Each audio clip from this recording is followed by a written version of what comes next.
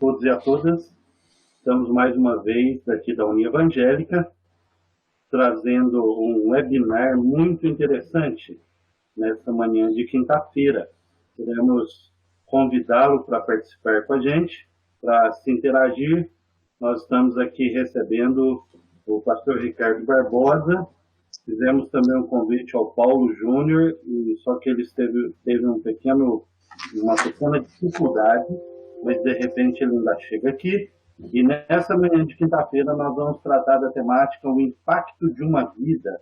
Vamos falar da Hatch Wilding, a médica missionária que teve um trabalho muito impactante, significativo aqui no Centro-Oeste brasileiro.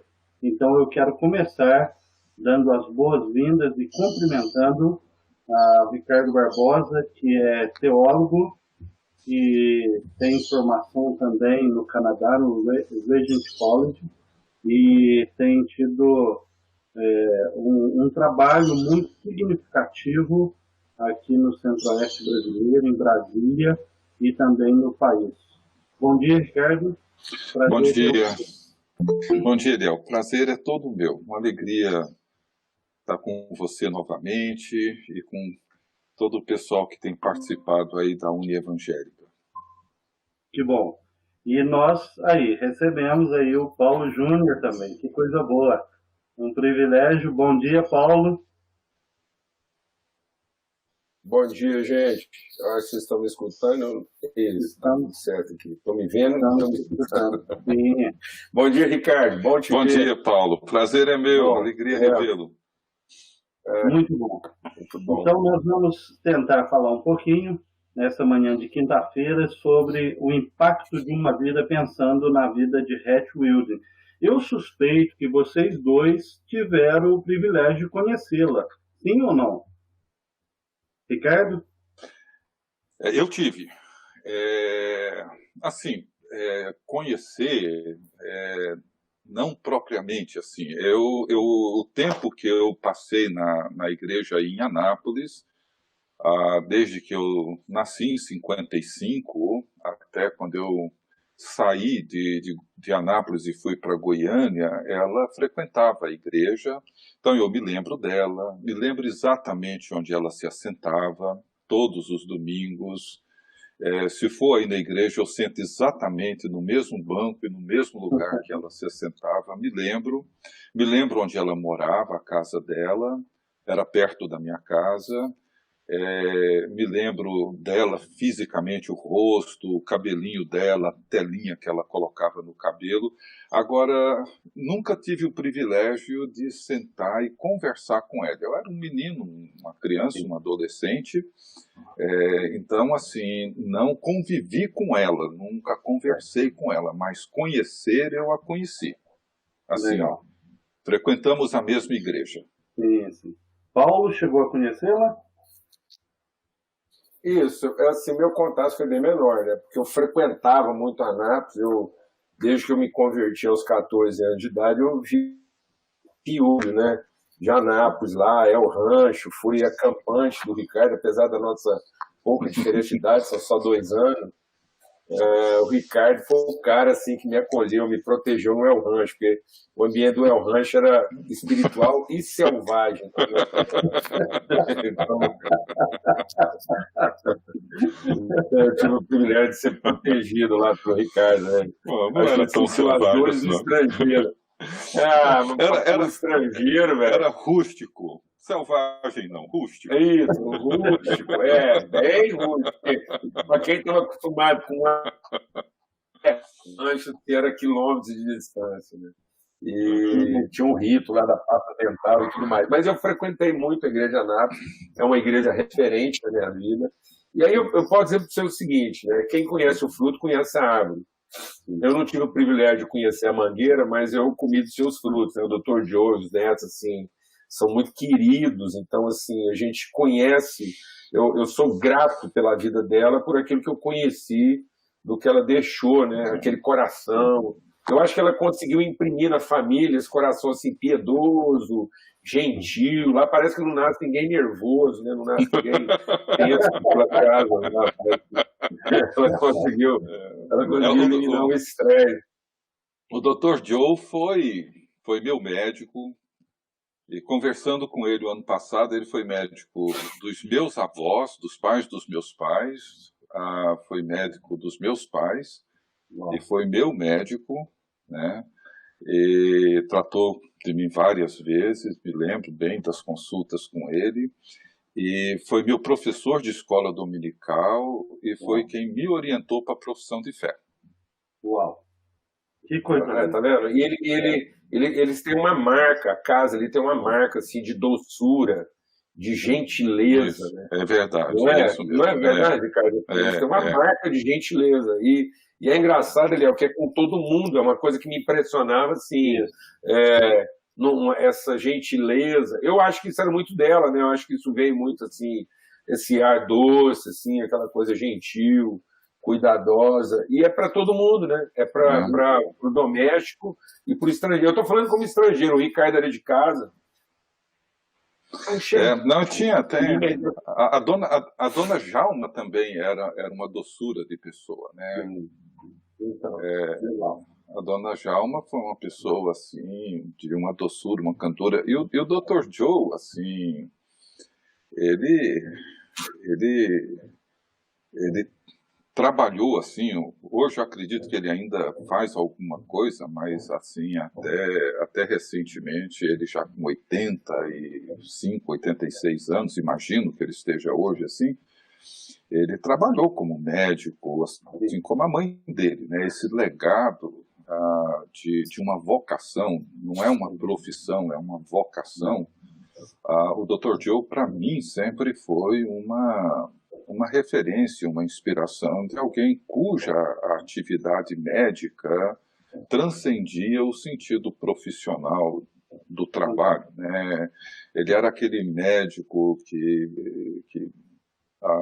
alguém da igreja perdia um parente, ele era aquele médico que estava lá na casa, ia medir a pressão, sentava ali do lado da cama, cuidava da pessoa enlutada. Assim, é uma pessoa que a medicina foi uma expressão de vocação, de chamado, e não uma mera profissão, né? Muito é uma coisa fantástica. Ricardo, Paulo, só para situar quem está nos ouvindo e participando aqui com a gente, eu queria fazer um breve histórico aí da doutora Heth, bem rápido mesmo, só para a gente puxar alguns temas, alguns assuntos aí para a gente conversar. Ok? Vamos começar. A doutora Heth, ela é escocesa, né? E agora, em 2020, está fazendo 121 anos do nascimento dela. 95 anos que o esposo dela, né, Josia, chegou ao Brasil, e 89 anos que ela chegou como a primeira médica missionária em Goiás. Ela nasceu em 1899, ela estudou em Glasgow, filha de Elizabeth James, e aos 8 anos de idade ela sentiu que Deus queria usá-la de uma forma diferente, né? Em 23, ela já tinha formação em medicina, com 33 anos de idade. E então... 23 anos de idade. 23, isso. Isso. E aí, ela, tendo formado, né, ela já comprou a sua clínica, começou a trabalhar. Enquanto isso, o pessoal aqui na Ilha do Bananal, o Josia, o Will e alguns outros missionários estavam pedindo uma escola, um hospital e um médico, de tantas dificuldades que eles tinham aqui. Então, ela, em 29, ela tem a confirmação que ela deveria servir a Deus longe do seu país, né? E ela então vende a sua clínica, ela sente de novo a confirmação daquele chamado, vende a sua clínica, vende a sua casa, o seu carro, passa 6 meses na Índia, então ela vem para o Brasil para trabalhar na Ilha do Bananal.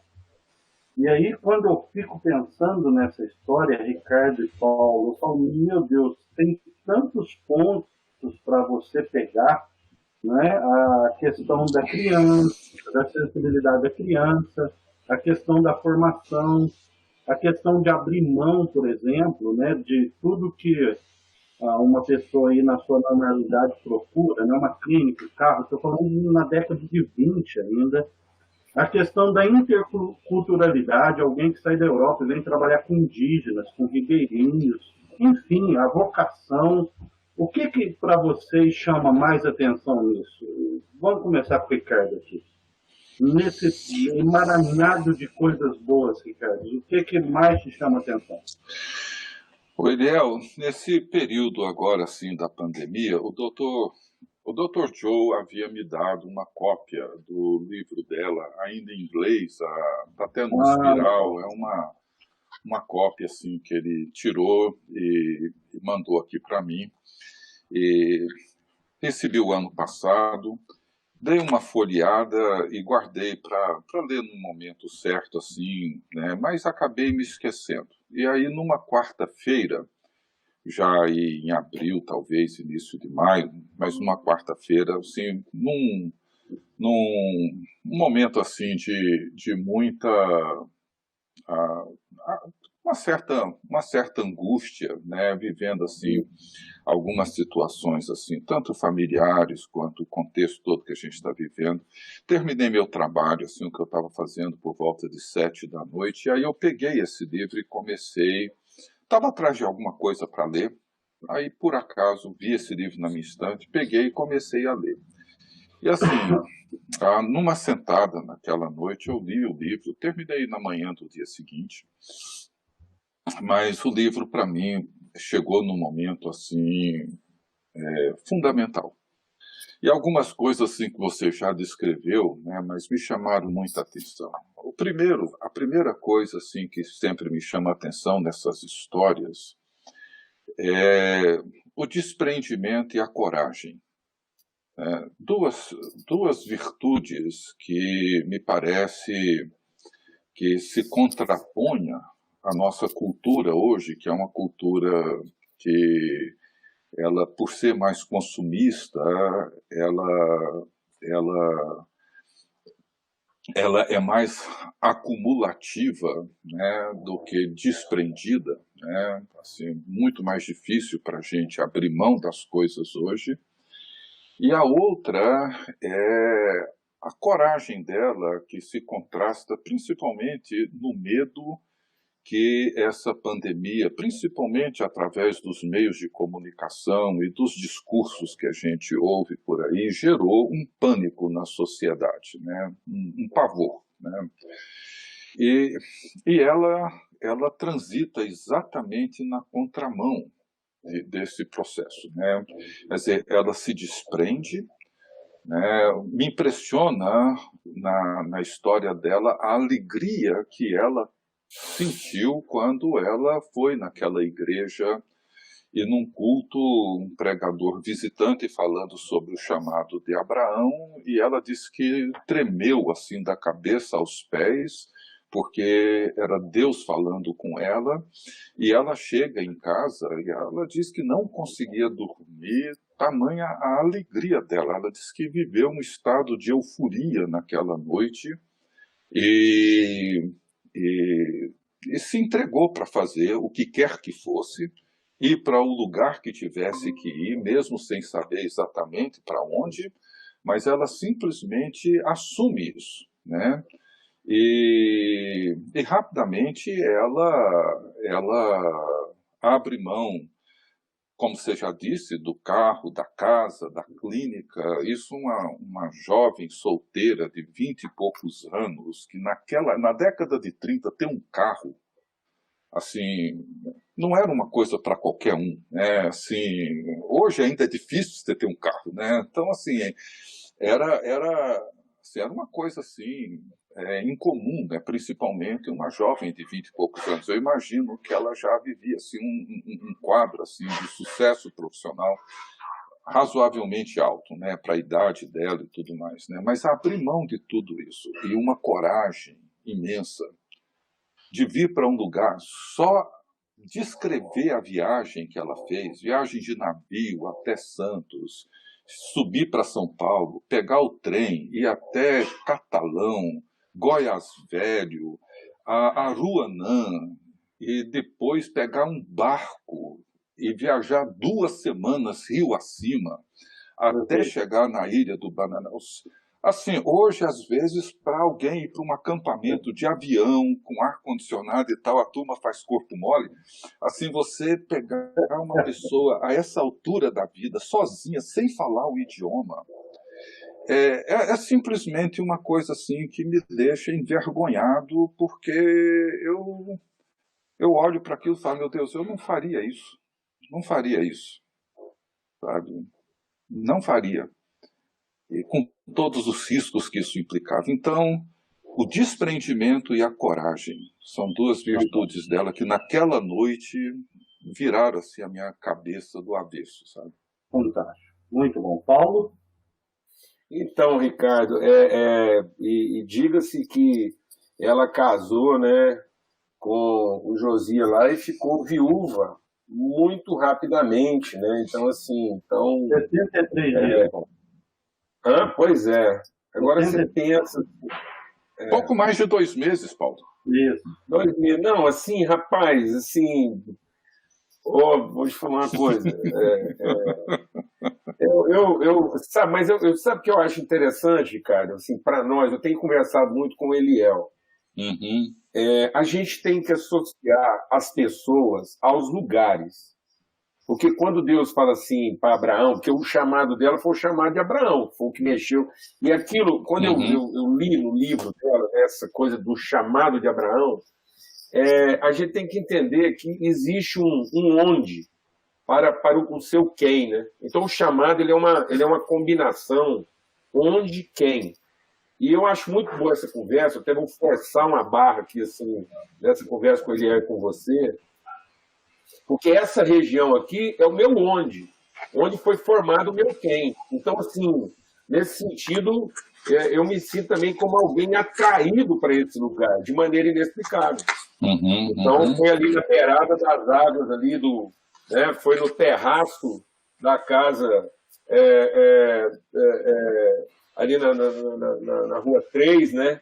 E do seu Costinha lá, que eu vi Deus, né? Então, foi ali que eu vi Deus. E depois foi na beira das águas aí do Corumbá que eu conversei com ele seriamente a primeira vez e tive um diálogo com Deus assim, que transformou minha vida. Então, eu acho que muito se explica na vida dela, porque eu acho que ela entendeu o seu onde. Né? Então, a Ilha do Bananal não era uma tarefa. Eu acho que é isso que está faltando, às vezes, na vida das pessoas. Né? A bem-aventurança é uma árvore... Eu posso fazer um parênteses? Pode falar. Não, esse onde dela assim, me chama a atenção, porque logo no início da autobiografia dela, ela diz que Deus nos oferece um passo de cada vez. Ela fala assim, ele primeiro chama. Ela falou, ele chamou Abraão. Ele não disse a Abraão para onde ele teria que ir. Isso, exatamente. Ela diz assim que as coisas precisam acontecer um passo de cada vez. Isso me chamou muita atenção, porque, considerando a pessoa insegura que eu sou, para dar um passo, eu preciso saber todos os outros com antecedência para saber se eu vou ou não vou, né? Então, assim, antes de saber que viria para cá, ela decidiu que iria para qualquer lugar. Você entendeu? Era só um parênteses assim. Isso, mas ela partiu para conhecer isso, né? Eu acho que às vezes a gente pensa, a gente se preocupa demais, porque a gente pensa que Deus está chamando a gente para um quê? Aí você tem que ficar pensando nas capacidades, nas competências e tudo mais, né? Mas Deus está nos movimentando, é um deslocamento, né? Para onde eu vou também encontrar as condições. Eu acho que Deus não mostra esse onde para você, como não mostrou para mim, como não mostrou para você. Eu acho que você nunca imaginou que as suas raízes iam se aprofundar tanto em Brasília e a partir daí também você geraria frutos em tantos lugares. Mas eu acho que essa harmonia, né, quando você finalmente vai chegando no lugar e os medos vão desaparecendo. Eu acho que, às vezes, a gente olha para a pessoa e fala assim, puxa, ela fez tanta coisa que eu não faria. Mas é porque ela foi encontrando esse lugar de Deus e ali ela foi encontrando as condições de vencer seus medos. Eu acho que a gente antecipa demais o que nós vamos fazer, as competências e tal, e não o ambiente que a gente vai encontrar em Deus para encontrar as condições. Porque muitas vezes as condições elas estão lá, né? Essa combinação da pessoa com o lugar para onde Deus quer te levar. E tem uma mostra antes. Eu acho que se a gente tiver confiança de ser conduzido, aí eu fico pensando na parábola da semente, né? O reino de Deus é como um homem que plantou uma semente.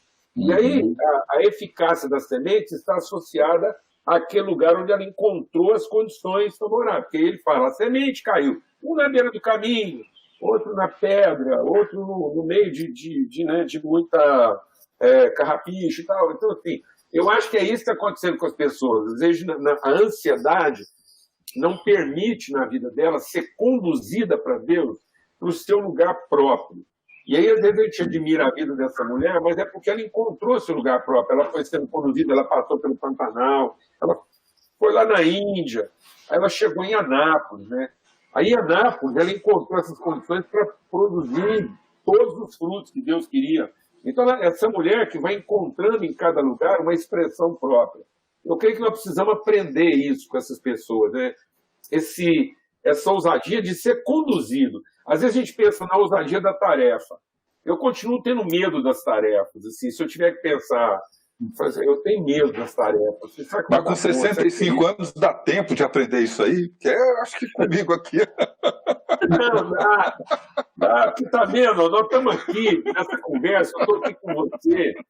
E a gente está vendo algumas coisas. O Eliel está aqui conversando com a gente, recebendo a nossa história. Então, nós somos uma árvore velha produzindo uma manga madura, gostosa, suculenta. Pois é, Paulo, mas assim, quando eu leio a história dela, o meu drama, a minha crise, assim, não vou chamar de crise, mas o que me provoca quando eu falo em desprendimento e coragem, que são duas coisas que eu não tenho. Assim, eu reconheço, assim, por exemplo, como eu disse, se eu souber exatamente para onde eu vou, que condições eu vou encontrar, o que eu vou fazer, e eu vou dar conta de fazer isso, eu posso até considerar a possibilidade de ir.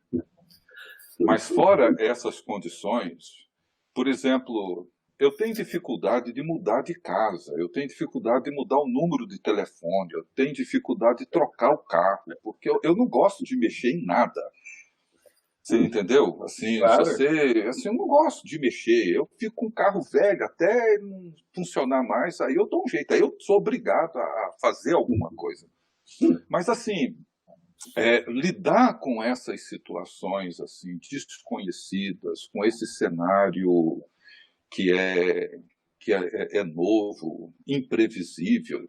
E no caso dela, era não só novo, imprevisível, era hostil, era um cenário assim que precisava ainda ser desbravado. Assim, eu fico me colocando no lugar de uma mulher solteira, 20 e tantos anos de idade, sair da Escócia e ir parar na Ilha do Bananal sem falar português, você entendeu? Na década de 20, entendeu?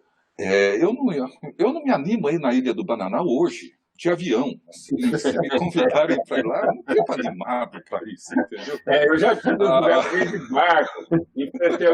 Eu estava lendo um livro e fui repassando algumas memórias. Então, assim, quando eu penso assim, em coragem e desprendimento, eu penso assim, nessa capacidade de olhar para certas coisas, para posses, para os bens, para a segurança, para a estabilidade, e você considerar isso como coisa secundária, coisa sem peso, sem valor, e você caminhar em direção a um determinado lugar, confiado unicamente na providência e no cuidado divino, porque você Não tem outra alternativa. Eu estava conversando com o Dr. Joe poucos dias atrás, depois do artigo que eu escrevi sobre ela, ele me ligou e, e aí eu falando da coragem dela, ele falou, olha, eu não acho que a minha mãe tenha sido sempre corajosa, não. Eu acho que em alguns momentos faltou a ela prudência, faltou a ela século, porque ele diz que no início da guerra, em 39, se não me falha a memória, ele foi com ela, ele era uma criança ainda, com, sei lá, 8 anos, por aí assim, ele foi com ela para a Escócia, naquele furlough, né, naquele período assim que o missionário tem para visitar as igrejas e tal. E terminou o período, ela querendo voltar, mas estourou a guerra. E o irmão dela, tio do Dr. Joe, a proibiu de voltar, disse que ela era maluca, era louca, porque havia submarinos das forças alemãs ali na região, né? E poderia bombardear o navio que ela voltaria para o Brasil. Aí diz que ela até chegou a arrumar um emprego na Escócia e ficou lá um pouco, mas depois de um tempo ela... E assim, o tio falou, você pode ir, se é maluca você vai, mas o Joe fica, né? E ela passou a mão no filho e, sem dar muita bola para o conselho do irmão, pegou o navio e voltou para o Brasil. E o Dr. Joe disse que lembrava, né? Falou, olha, a minha memória me leva assim naquele navio e a gente ouvia assim, o navio mudando de rota e o comandante dizendo, não, chegou no rádio aqui a notícia de que tem submarino alemão ali na frente e tal, nós temos que mudar a rota, etc. E a viagem foi desse jeito, né? E, então, assim... Mas deixa eu te dar uma palavra que eu acho que... Eu quero dar um testemunho aqui, que eu acho que junta essas duas coisas, né?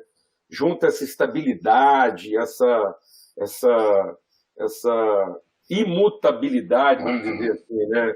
Do Ricardo, e você representa isso muito para a gente também, e também, e aí eu posso te falar de quem foi transplantado, né?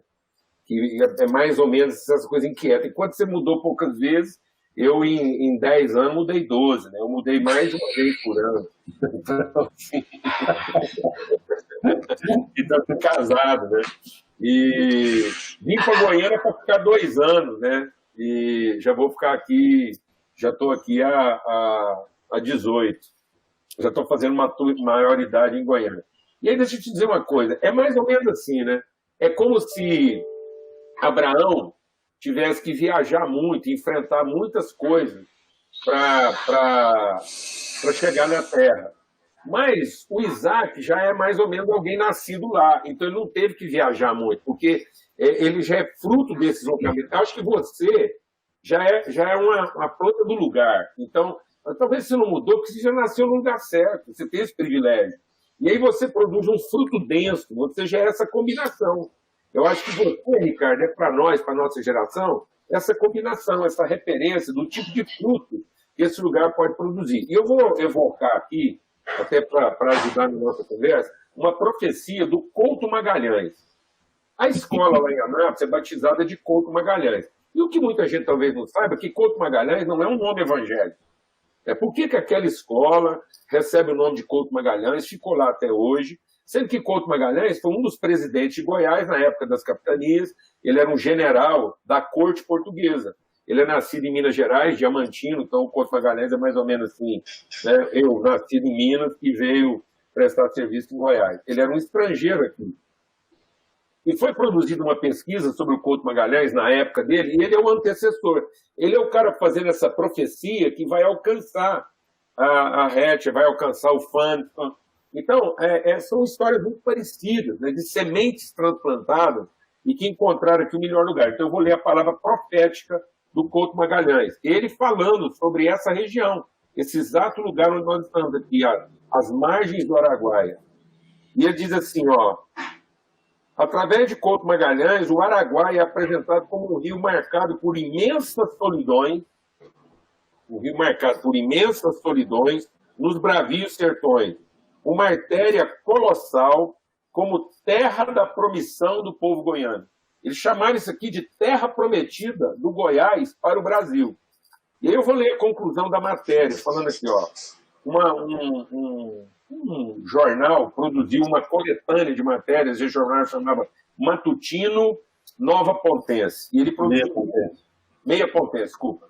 E ele produziu muita matéria nesse sentido. Então diz aqui, ó, nas páginas desse matutino, o objeto central desse artigo, em outros documentos do século XIX, o Araguaia carrega em suas águas a simbologia de projeções a respeito da sua potencialidade. Materializa os vaticínios para um futuro próspero. Seria ele via de comunicação, estrada fluida, vetor de civilização e progresso. Destarte representações tão positivas, esse era também, segundo Couto Magalhães, presta atenção, um rio marcado por imensas solidões que propiciavam um mergulho para um eu profundo do ser. Então ele entendia que essa região aqui, ela, exatamente por esse aspecto meio agreste, né? meio no cerrado, esse céu límpido, ele produzia um ambiente de reflexões solitárias, mas para um mergulho profundo do ser. E agora veja aqui, ó. Da viagem por aquele rio, emergiria um sujeito transformado em plena harmonia com as forças da natureza. Era um lugar dos sonhos de um futuro não muito distante, em que aquelas paragens seriam povoadas por núcleos urbanos e ocupados por fazendas e outras atividades econômicas que trariam a civilização e o progresso para os sertões interiores. Rapaz, esse cara estava profetizando tudo isso, ele estava profetizando que isso aqui um dia seria o centro do Brasil. Então, nesse sentido, eu acho que você é isso mesmo. Você é o cara que não podia mudar. Não, vou lembrar da Hatch. Eu não. Não, mas eu vou lembrar da Hatch. E ela é a mulher que precisou mudar para gerar substância assim. Eu acho que o que nós estamos precisando, Ricardo, é resgatar a essência daquilo que ela viu aqui. As condições que pessoas como ela, como Fantes, como o próprio Dr. Joe, essas pessoas encontraram aqui um ambiente favorável para produzir esse tipo de gente que combina o romântico, como dizia o Couto Magalhães, com o científico. E aí eu acho que vale a reflexão aqui com o Eliel. Porque nós estamos num esforço danado aqui de entender que, por exemplo, a Uni Evangélica é esse lugar de juntar o científico, o acadêmico, o cartesiano, com o filosófico, romântico, espiritual. Essa pessoa completa que está perdida, ela está se tornando quase que uma coisa em extinção, e que talvez aqui seja o berço de produzir pessoas assim. Mas eu não sei se o Eliel quer dizer alguma coisa. Não estou te ouvindo, não, Eliel. Seu microfone. Pode falar, Ricardo, depois eu vou fazer uma pequena interferência. Tá. Não, porque assim, no meio da história dela, uma coisa que, um dado assim que me chama a atenção, eu li um tempo atrás e reli parte dele agora nesse período, o livro do Ernest Becker, chama A Negação da Morte. Até onde eu sei, não sei se ele foi um cristão ou não, me parece que não, faleceu novo ainda, e ele ganhou o prêmio Pulitzer por esse livro, né, um autor canadense. E, assim, a tese dele, assim, é um livro um pouco denso, assim, para mim é um livro bastante denso, mas a negação da morte para ele é que não é que as pessoas hoje negam o fato da morte, mas elas negam a realidade da morte no sentido de que vivem como se não fossem morrer, embora todos saibam que um dia vão morrer. Mas a morte não é parte da existência humana, ela é negada como parte da existência humana. E ele, então, faz um tratado assim, né, antropológico, filosófico sobre esse assunto. O que me chama a atenção em figuras como a doutora Hatch e outros assim que a gente admira, olha, é que parece assim que a morte, conquanto fosse ela, claro, como uma médica, é uma realidade, né? Mas assim, ela parece que, no caso da doutora Hatch, ela perde o poder o poder paralisante, o poder intimidador, o poder que essa força tem, consciente ou inconscientemente, te produzir, de poder, de nós, de alguma forma, vivermos de maneira mais livre do medo dela. Ou seja, conscientemente ou não, o que Becker procura dizer é que o medo da morte é um drive, é uma forma de impulsionar, conduzir as pessoas. Então, nós vivemos no esforço de nos proteger dela, né? Haja visto como o estilo de vida que a pandemia cria, né? Assim, claro que os cuidados são necessários, mas os excessos estão por todo lado. Então, assim, eu olho para a doutora Hattie e para a história dela, e a impressão que eu tenho, o sentimento que eu tenho, é de que esse medo não a paralisava.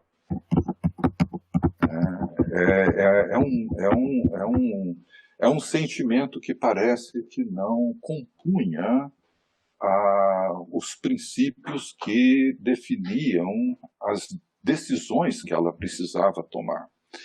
Então, assim, os riscos eram grandes, né? Por exemplo, como o Paulo lembrou, ela fica viúva com um pouco mais de 2 meses de casada, sem saber, inclusive, que estava grávida já, né? E o Dr. Joe nasce, se não me falha a memória, em setembro daquele ano, né? Em 33, se não me falha a memória, 3 ou 4. E ela, antes do nascimento dele, acho que março, abril, ela vai para a Escócia, dá à luz na Escócia, e no ano seguinte, ele com 8 meses, ela volta e pega um bebê de 8 meses e vai com ele para a ilha do Bananal, onde tinha malária, onde teve surto de catapora, onde enfrentava, além de cobras e de coisas dessa natureza, né? Assim, hoje, assim, um bebê nasce antes de completar, sei lá, 8 meses, 1 ano. Tem gente que nem sai com um bebê de casa, né? Nem consegue fazer alguma coisa assim que expõe assim a um mínimo risco possível, né? Ela vai com uma criança de 8 meses de idade, né? Dá para ver? E vai para... Dá para ver, sim, dá para ver, né? Então, e essa criança cresce ali naquele ambiente, né? Ilha do Bananal, década de 30, né? Anápolis não era grande coisa na década de 30, imagina a Ilha do Bananal, né? Então, assim, a questão da morte e do medo dela, né, que hoje exerce uma força, tem um poder imenso sobre todos nós, um medo paralisante, né? Assim, a gente vê na história dela um testemunho de alguém que parece que isso não era uma força impeditiva, embora, claro, ela como médica sabia de todos os riscos e certamente tinha lá os seus medos, tinha lá as suas inseguranças. Ela não era assim uma super mulher, né? Era uma pessoa, né? Mas então, assim, esse desprendimento, essa coragem e uma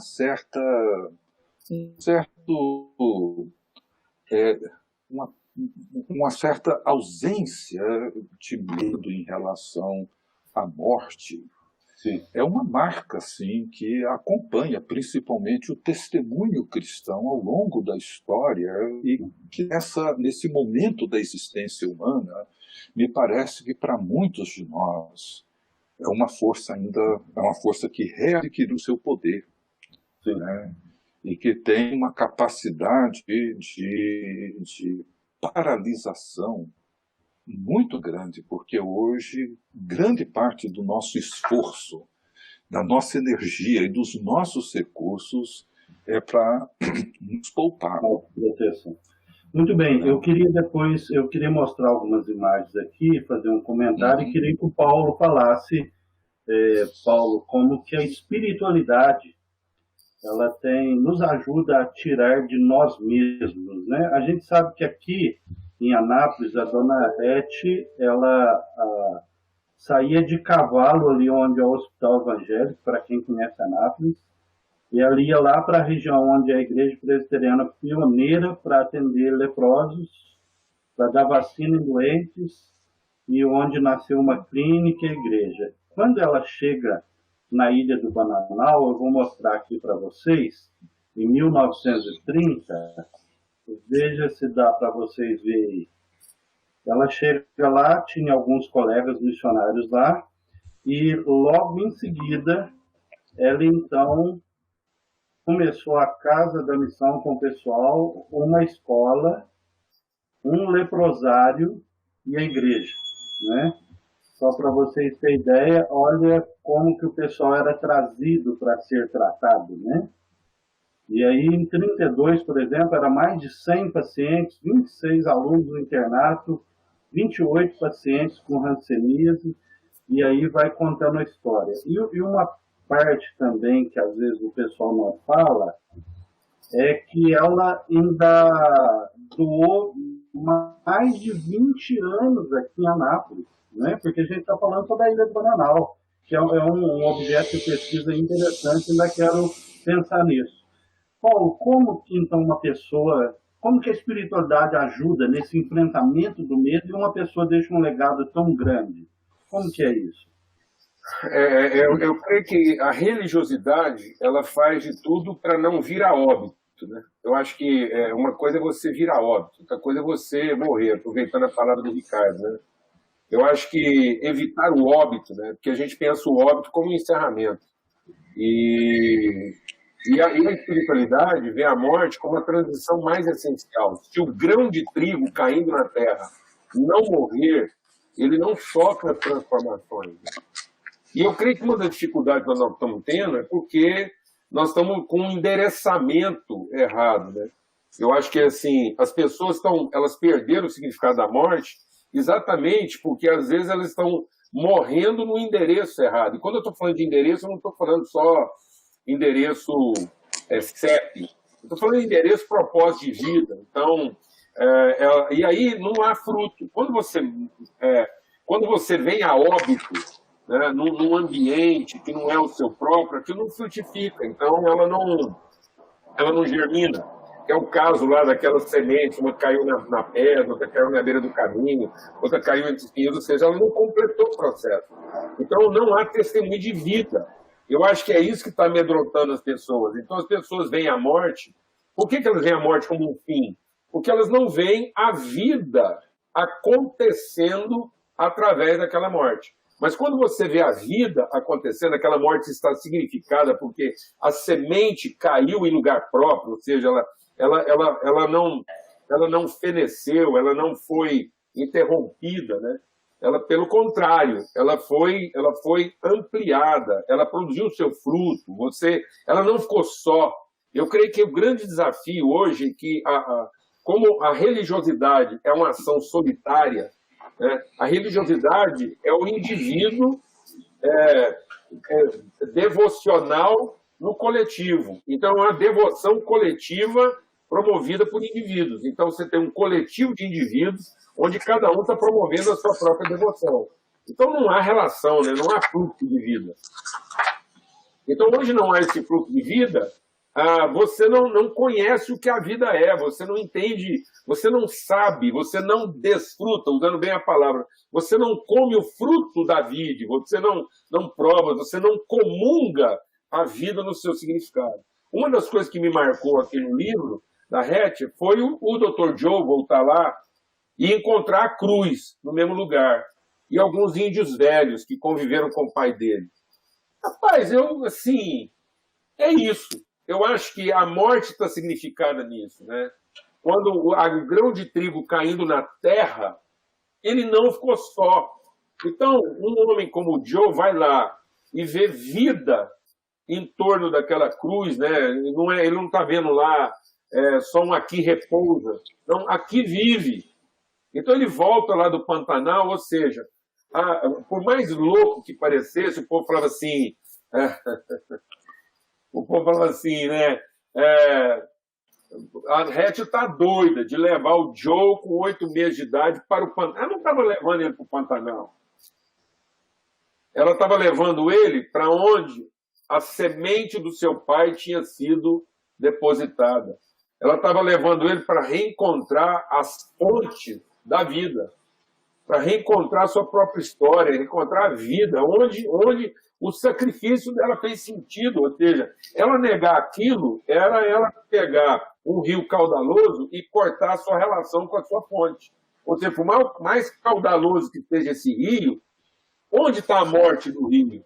Ele perder contato com a sua fonte, com a sua origem. Eu creio que é isso que o diabo fez com a gente, né? A morte ficou dessignificada porque nós perdemos o senso de origem. E perdendo o senso de origem, nós perdemos o senso de propósito. Na medida em que Deus passou a ser minha expectativa de sobrevivência e não a minha perspectiva de vida, a morte foi dessignificada. Eu estou pedindo que Deus me salve da morte, sendo que eu peço que Deus me oriente para a morte. Então, se eu entendo que Ele é a minha origem, a morte vai ser uma orientação da vida, né? A vida que é entrega, a doação, aí não há medo, porque eu vou ver a vida continuada, eu vou ver a ressurreição. E às vezes as pessoas estão pensando na ressurreição, é tão louco isso que a nossa religiosidade pensa a ressurreição do indivíduo, né? E não a ressurreição da vida. Então, eu vou falar uma coisa aqui bem poética, aqui, filosófica, mas é o que é. Quando o Joey chega lá e vê a cruz que marca o lugar onde a semente do seu pai foi depositada, mas viu vida em torno dela, é como se ele estivesse vendo o seu pai ressuscitado. Nós morremos com Cristo e ressuscitamos com ele, ou seja, a vida continuava lá, a água continuava correndo, a fonte continuava produzindo. E na medida que nós perdemos essa conectividade com a origem, a morte perdeu o seu sentido, porque ela deixou de ser a forma como o rio se movimenta e fica parecendo que é a forma como o rio é obstaculado, né? É interrompido.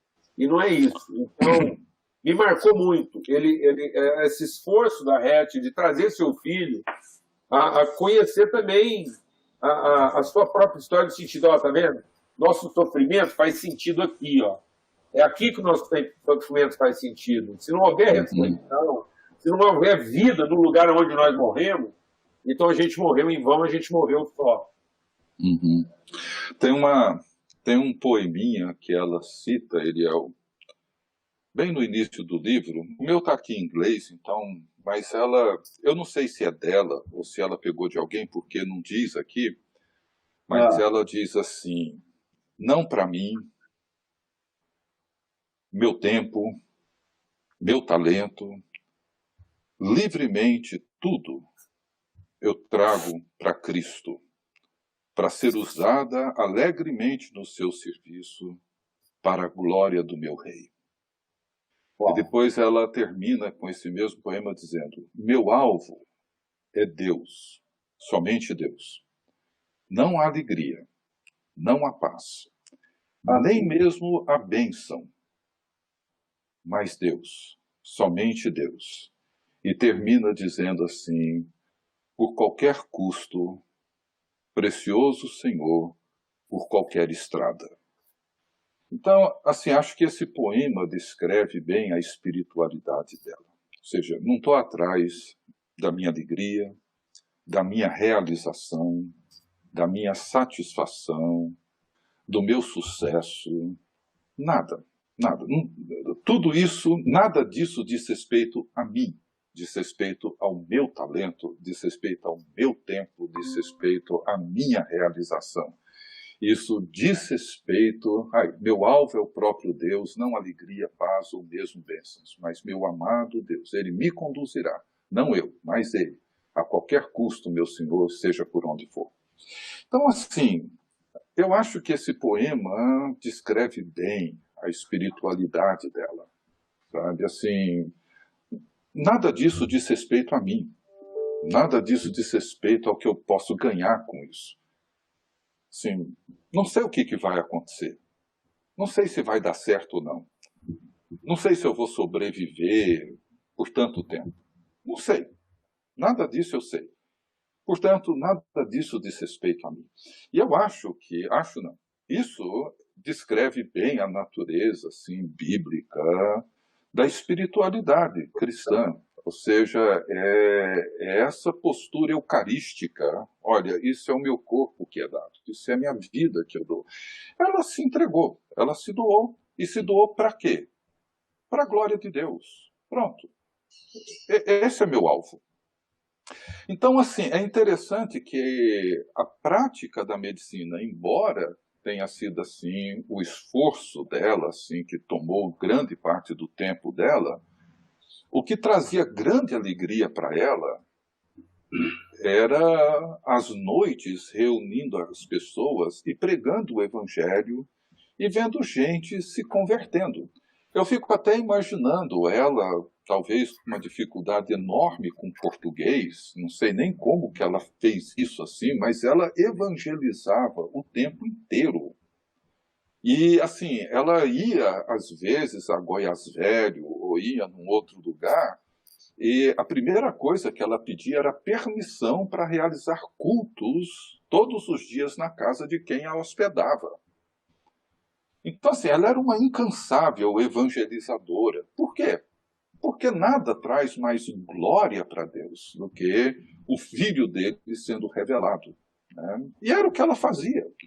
Então, assim, quando eu penso na espiritualidade dela, eu penso assim, nessa dedicação do talento, da habilidade dela para tratar, curar, ajudar, minimizar a dor, o sofrimento, e muita gente fez, né?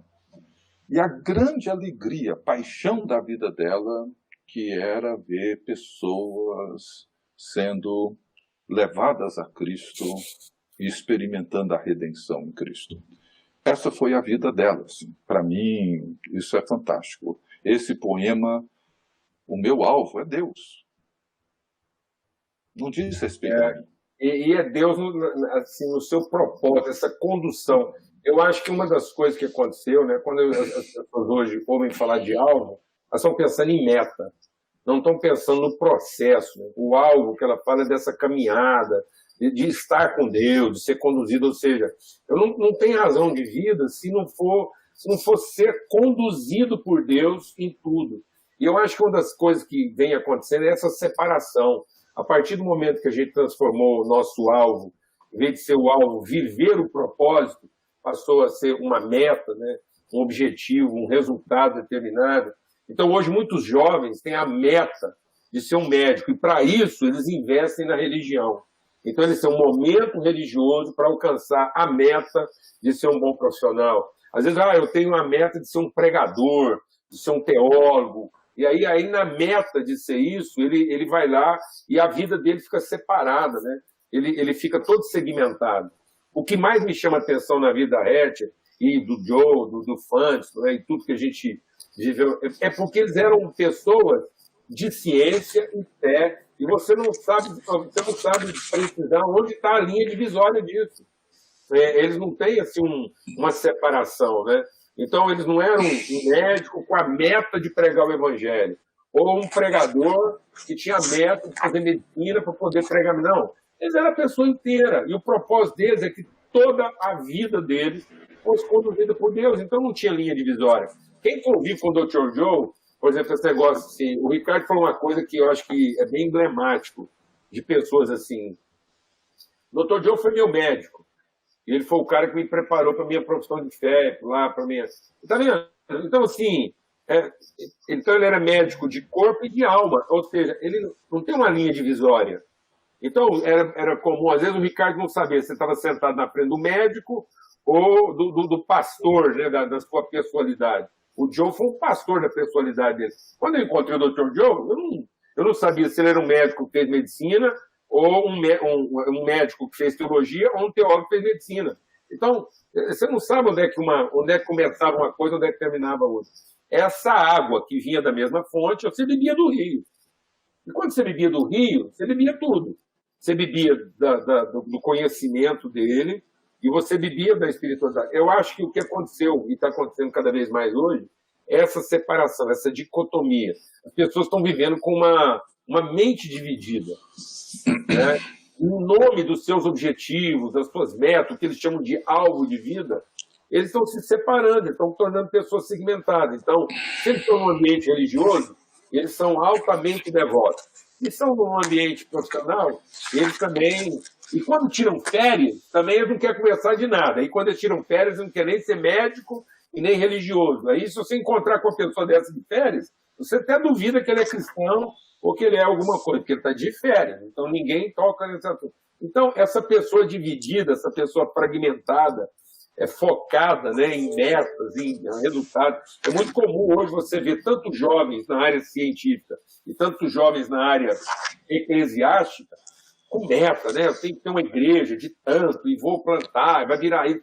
Eu acho que essas pessoas não tinham meta, eles tinham um propósito. O alvo deles é que a vida deles cumprisse um propósito. Fantástico. Se você tentasse quantificar isso, se você tentasse quantificar assim, quantas pessoas você vai curar no Pantanal? Rapaz, uma, ou talvez nenhuma, mas eu vou cumprir o meu propósito, eu vou ser obediente ao fluxo de vida. Então, a vida é um fluxo, ela tem que ser entregue espontaneamente. E eu acho que nós estamos precisando resgatar isso, tanto no ambiente acadêmico, quanto no ambiente eclesiástico, e eliminar esse muro de separação que se criou e que só interessa ao institucionalismo das coisas, mas não constrói a verdadeira espiritualidade. Quando um grão de trigo cai na terra, pouco tempo depois, você não consegue separar ele mais do chão onde ele caiu. Entendeu? Ele não mantém suas estruturas de autopreservação. Então, quando um grão de trigo, alguns segundos depois, e você não aproveita ele para mais nada. Você não pega um grão de trigo que você plantou hoje, arrepende, e amanhã vai lá e tira ele da terra e usa ele para outra coisa. E aí isso está acontecendo com muitos jovens. Ele entra, mas ele entra encapsulado. Se ele não gostar, ele sai ileso, ele sai intacto, ele pega todo o profissionalismo dele. Alguns pastores entram no ministério e vão para uma determinada cidade e ele está encapsulado. Se ele não gostar daquilo, não der certo, ele sai de lá intacto e vai tentar a sorte em outro lugar. A mesma coisa o profissional, ele entra encapsulado num lugar e se não der certo, ele sai intacto. Isso não é uma semente, né? Isso é a negação da morte no seu sentido espiritual, esse encapsulamento de preservar as condições para que eu continue apto a atingir minhas metas. Não, quando você está vivendo um propósito, a primeira coisa que você perde é essa cápsula. Se você entra num lugar, ali acabou. Você não sai de lá a mesma coisa. Então, a primeira coisa que vai quebrar em você são essas camadas de proteção para que você permeie, para que você pertença àquele lugar. Alguém pode depois pegar um fruto seu e replantar, pegar um cheiro, um ramo seu e replantar no outro lugar. Mas as suas raízes, o seu significado está ali.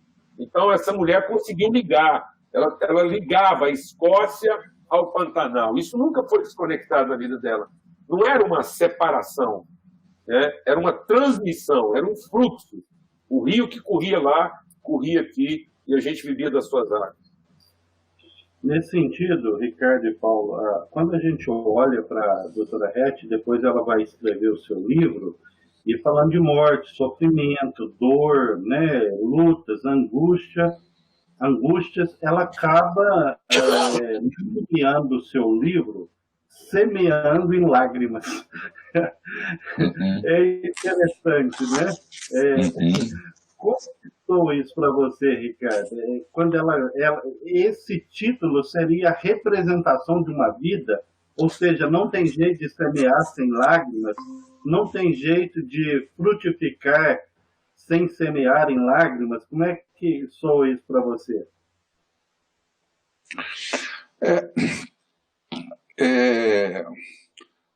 Se não me engano, não sei se foi Bonhoeffer ou um outro autor, né, que o chamado de Deus para qualquer um de nós é sempre um chamado para a morte, em todos os sentidos que a morte representa, né? E é claro que isso envolve sofrimento, né? Todo tipo de sofrimento.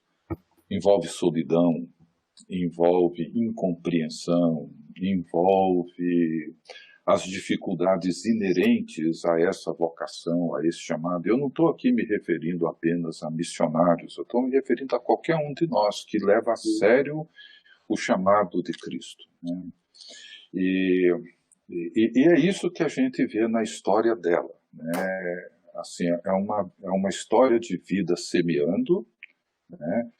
E muitas vezes com imensas dificuldades. Quer dizer, ela descreve no livro momentos assim de dificuldade, de dor, de sofrimento, mas a tônica não é essa. A tônica dela é sempre a alegria de poder fazer o que ela fazia. Essa é a tônica dela. Mas assim, eu fico imaginando quando ela se via sem recursos, material, gente para o trabalho médico, para o trabalho de educação, para assim, com 100 pacientes, 26 alunos, assim, era muita gente. Ela era a única médica. Quer dizer, era um volume de trabalho para uma pessoa só imenso. Então, assim, o desgaste físico, emocional, espiritual, o cansaço é imenso, né? Assim, eram imensos, eu imagino. E o capítulo no livro em que ela descreve assim o casamento e a morte, né, do marido dela, o falecimento dele, é um capítulo onde essa lágrima e a alegria, esse sofrimento e a alegria estão presentes. E, para mim, é um dos capítulos mais emocionantes do livro, porque o marido dela, pouco antes de morrer, ele diz assim, né, que era tudo muito bonito, né, é muito lindo, né, e ele diz, sim, estou pronto, estou indo. E ela diz que dessa forma ele entrou na cidade celestial. E ela termina dizendo assim, eu estou certa de que as trombetas tocaram para ele do outro lado. Então, ela diz que foi um momento de muita alegria para ele e de profunda desolação para ela, né? Então, esse capítulo a gente percebe, assim, mais do que em qualquer outro, o sofrimento, né? Então, quando o salmista diz que semeamos com lágrimas, né, é que o chamado, ele sempre implica em algum nível de sofrimento, né? Então, às vezes, eu vejo pessoas, profissionais, pastores, missionários, cristãos de um modo geral, que encontram uma enorme dificuldade para entender o lugar do sofrimento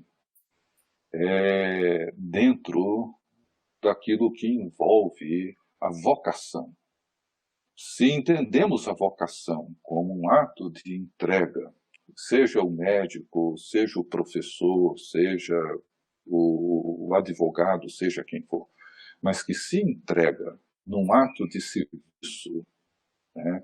Esse ato é sempre um ato sacrificial. Essa entrega ela é sempre sacrificial. Ela sempre envolve renúncia, desapego, entrega, coragem. E isso traz sofrimento, porque traz incompreensão, perda, solidão e às vezes, em muitos casos, até o sofrimento físico. Então, assim, essa combinação de alegria e lágrimas, de riso e choro, é uma combinação necessária, presente, e que precisamos saber acolher ambas. Nem sempre vai ser uma alegria intensa, nem sempre um sofrimento esmagador, sim, mas sempre o riso e o choro. Perfeito. Paulo? Eu creio que dentro disso que o Ricardo está compartilhando, essa é a formação da pessoa. Eu acho que hoje a gente tem muita dificuldade de saber o que é verdadeira alegria, porque nós temos medo do choro, né? Então a gente sempre está associando o choro a uma coisa errada, né? e não como a construção plena da pessoa. Jesus é aquele que subiu porque ele é primeiro aquele que desceu, né? O choro é esse rio que desce, é descer as partes mais baixas da terra, ir nos lugares mais profundos, né? O título do capítulo, Paulo, assim, seria a altura, a altitude, uma alegria elevada e uma tristeza profunda.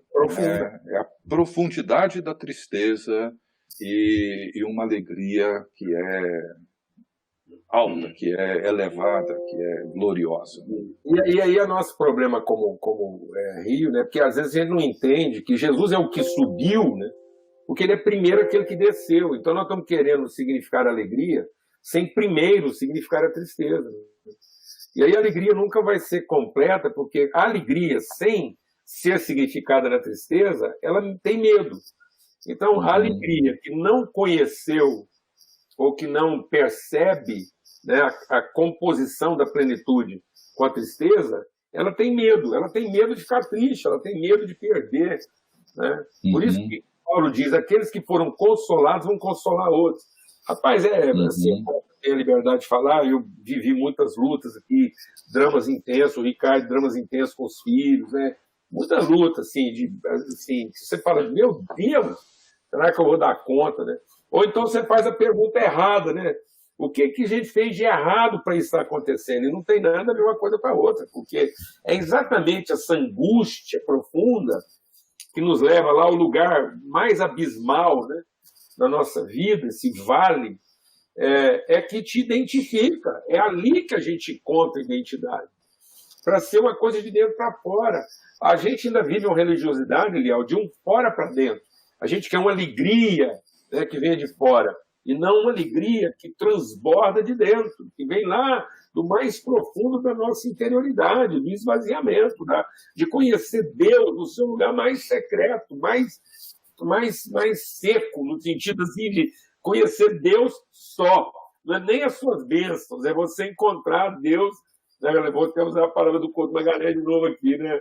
Nas solidões profundas, aquela coisa assim de esse consolo. E aí, quando você é consolado nesse lugar, você consola outros, porque agora você encontra um povo. Então, quantas pessoas o Ricardo encontrou no seu sofrimento, quantas pessoas eu encontrei no meu sofrimento e que estavam solitárias. Mas agora elas recebem luz porque encontraram alguém que foi consolado. Então, Jesus desceu essa parte mais baixa para encontrar conosco. Então, quando a Rétia fala dessa lágrima, não é a lágrima, aí é que está a diferença. Não é a lágrima do lamento, né? Não é a lágrima da perda, não é a lágrima da ansiedade, é a lágrima da profundidade, da integridade, é a lágrima do lugar mais íntimo, do secreto mais profundo, onde você encontra Deus no seu íntimo lugar, onde não há nenhum tipo de artifício. Então é a lágrima da angústia totalmente desprovida de ansiedade. O nosso problema hoje é que muitas vezes nossas lágrimas estão mais carregadas de ansiedade do que de angústia. E ela não gera, ela não pare, ela não aponta para a vida. Uma mulher, quando está para dar à luz, ela sente dores. Então, eu preciso entender que a dor é a angústia, né? É o pulso, é aquela tensão, onde tudo está sendo... É o estresse da árvore que vai dar o fruto. É bom a gente saber, por exemplo, que toda árvore que frutifica, para frutificar, ela tem que passar por um estresse. No hemisfério norte é o estresse da temperatura, ela tem que ser levada a temperaturas radicais, quase insuportáveis. Aqui na nossa região é o estresse hídrico, né? Ela tem que sofrer uma seca. Aí nessa coisa assim de a vida, no seu último fôlego, ela se dá, ela se multiplica, ela se projeta. Então quando a gente vive essa lágrima, por isso que ela fala semeando com lágrimas, porque não é a lágrima de quem está perdendo, é a lágrima de quem está regando, de quem está entregando virtude, é a lágrima que é o adensamento, a lágrima que representa o seu substrato, é você sendo estratificado na sua lágrima e entregando virtude para que a vida seja promovida, para que ela continue. Então é a lágrima que vai regar a semente, que vai transmitir o elemento vital. E eu acho que as pessoas estão abstraindo isso, né? Toda vez que há um sofrimento, fica parecendo que deu alguma coisa errada. e não como se fosse aquele parte essencial para essa latência, essa angústia latente de quem vai eclodir em vida. Agora, por que as pessoas temem a lágrima? Porque ela não tem esperança, né, de vida eterna. Elas têm expectativa de futuro, então a lágrima representa meu futuro está sendo comprometido, eu estou perdendo meu futuro, eu estou perdendo a minha esperança porque minha expectativa está frustrada. Mas se eu tenho certeza de eternidade, eu estou dizendo agora é o meu momento mais intenso, que eu vou me estratificar na lágrima que eu derramo e ela representa minha última entrega. Tendo dito isso, expirou. Então acho que a lágrima tem que representar isso, seu último suspiro e a sua entrega mais absoluta em alguma gota que signifique você. É o seu sal. A lágrima é o seu sal ali, a sua estratificação de esperança. Você não está chorando como quem se desesperou, você está chorando como quem tem esperança e daquela morte ali vai ser gerada vida e você crê na ressurreição. Perfeito. Então, o tempo passa, hein? Estamos aí 5 minutos para acabar uma história tão impactante e o privilégio de ter o Ricardo e o Paulo aqui, pessoas muito respeitadas, né, que têm abençoado tanto. E eu queria, então, deixar as considerações finais com você, Ricardo e Paulo, pensando justamente nisso, né? Se a gente for imaginar quantas pessoas tiveram a sua vida melhor, foram impactadas, quantas lágrimas que geraram pulsão de vida na Ilha do Bananal, aqui em Anápolis, na plantação de leprosados, a primeira anestesista, se eu não me engano, o primeiro raio-x de Anápolis. Ou seja, a plantação de igrejas, uma hora eu quero fazer esse percurso histórico, ela visitava cidades vizinhas aqui para compartilhar sobre o amor de Deus, né? Enfim, quais as palavras finais de vocês para esse impacto onde pessoas foram transformadas, pessoas sentiram e perceberam o amor de Deus por causa de uma vida que se dedicou? Eu quero falar. Deixa eu falar primeiro, Ricardo. Fala. Assim, eu sou muito grato de estar participando dessa conversa aqui, porque se a terra de Goiás foi minha sala de parto, aqui em Goiânia, lá com a Beel, aquela coisa lá, foi meu berçário. E depois a MPC, lá em Belo Horizonte, aquele ambiente todo lá, foi meu pé primário. Eu vivi tudo isso, assim, é minha vida. Aquilo que eu prego hoje, que eu ensino, é só uma forma, às vezes melhorada, de continuar dizendo tudo aquilo que eu ouvi de Deus nesse lugar e nesse ambiente. Então, eu comi disso.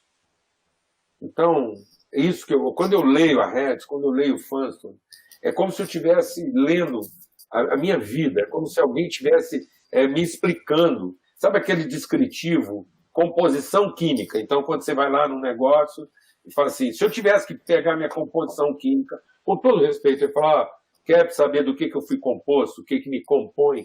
É isso aí. Então, é isso que eu quero continuar vivendo. É isso que eu quero continuar honrando. Eu fui abraçado por essas pessoas.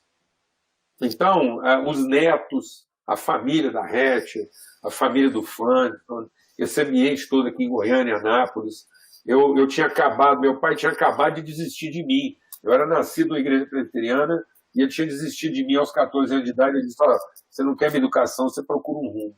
O Ricardo foi lá na minha casa. Ele não sabe disso, mas um mês depois que meu pai tinha me dado um ultimato, e eu tinha só mais um mês para sair de casa, o Ricardo ficou hospedado na minha casa. E eu vi isso, eu vi como quem come. Eu comi alguma coisa que fez o amor de Deus fazer sentido.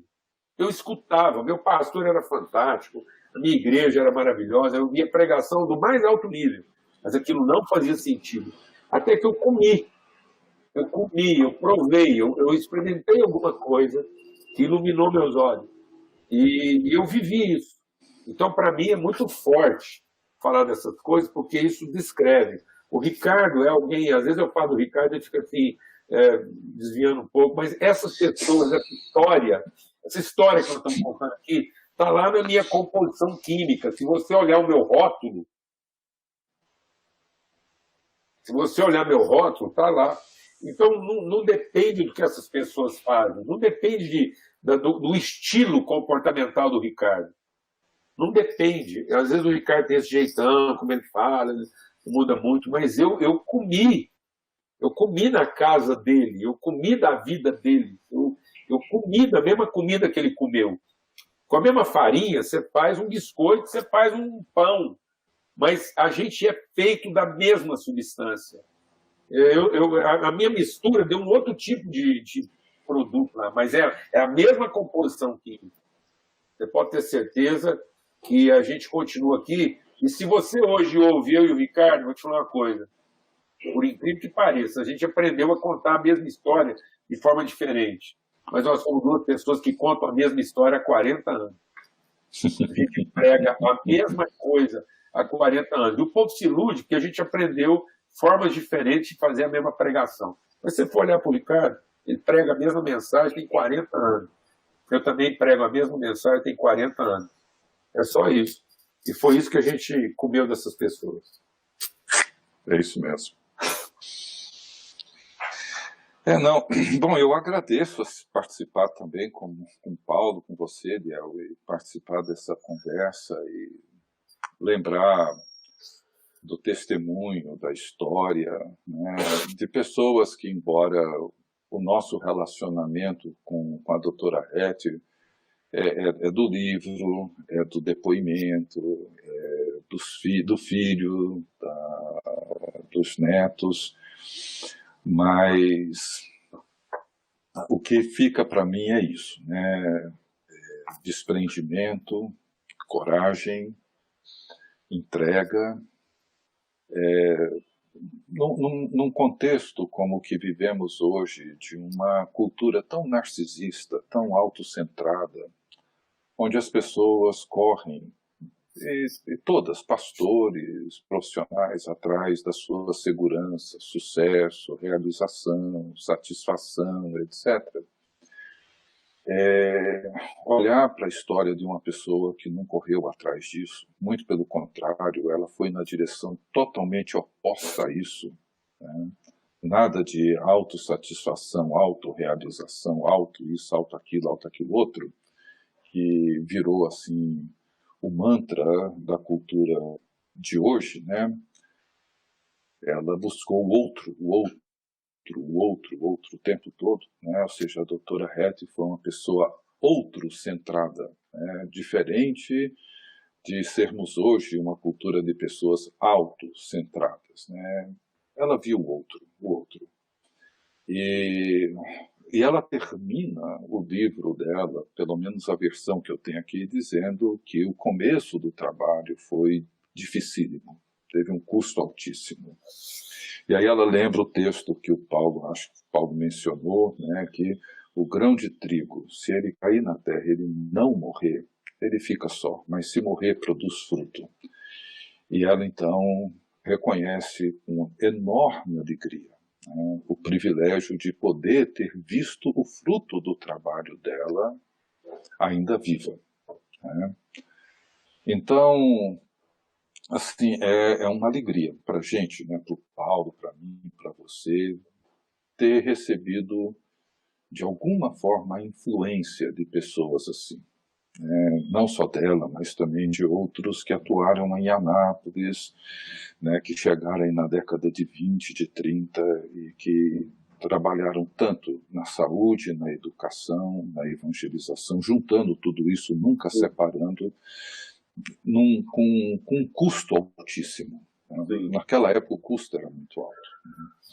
Mas assim, para mim, o livro dela chegou num momento crucial da minha vida. Momento crucial, momento assim de muita angústia, de muita dificuldade de lidar com certas coisas, e quando eu vejo e quando eu vi a coragem, o desprendimento dela, aquilo assim caiu de duas formas, né? Primeiro, revelando a minha quão pequeno, quão insignificante eu sou diante de uma gigante como essa. Mas, ao mesmo tempo, me trouxe uma inspiração nova, uma perspectiva nova, um olhar diferente para essas coisas, né? Essas mesmas coisas. Então, o que eu espero é que o livro dela, a história dela, inspire muitas pessoas que, mesmo sem ter tido o privilégio de vê-la, de conhecê-la, possam ser inspirados a essa vida de desprendimento, coragem e entrega ao outro. Muito bom. Eliel, eu tenho um segundinho só. Eu sei que o tempo está avançado. É o seguinte, assim, dentro disso que a gente está compartilhando aqui, o título, né, Semeando em Lágrimas, porque não usaram o verbo no seu pretérito perfeito, né? Não foi semeou com lágrimas. Não usaram a sua versão infinitiva, semear com lágrimas.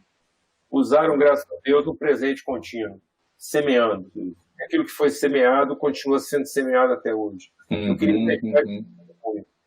muita gratidão. Eu quero evocar, aproveitando a oportunidade de estar eu e o Ricardo juntos aqui, evocar essa condição que ainda é permanente. É um processo continuado, não foi interrompido. Essa mesma água continua correndo. Para quem está nos ouvindo, para todo mundo que está lá, continua. E eu quero dar um testemunho pessoal, talvez o Ricardo não saiba. Eu fui ser missionário na Escócia.